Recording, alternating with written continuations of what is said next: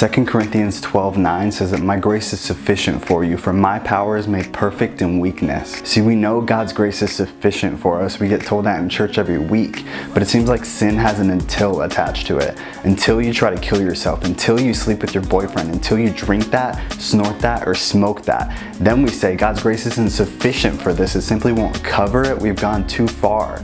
So tell me again that God's grace is sufficient for you. It seems like God's grace is sufficient when we don't really need His sufficiency. When we cheat on our midterm, God will forgive me. But when His sufficiency is the only thing keeping us grounded, the only thing stopping us from swallowing a bottle of pills while our spouse or parents are away, we seem to reject it, set it aside, or throw it away until we run another red light and need it again. God expects our best, but He accepts our worst. He just wants to give us rest. His grace is sufficient for this. See, even now I'm a felon and an ex-drug addict. As far as the world's concerned, I'm a second-class citizen. I can't even vote. No employer wants to hire me. So every day I have a reason to say that God's grace isn't sufficient for me. No matter how many good deeds I do, I've gone too far and there's no coming back from this.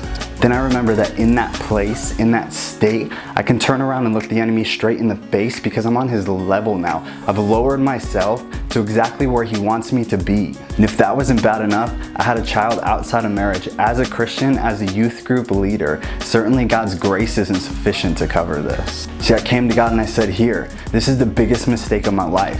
And He said, no, here, this is the miracle of life.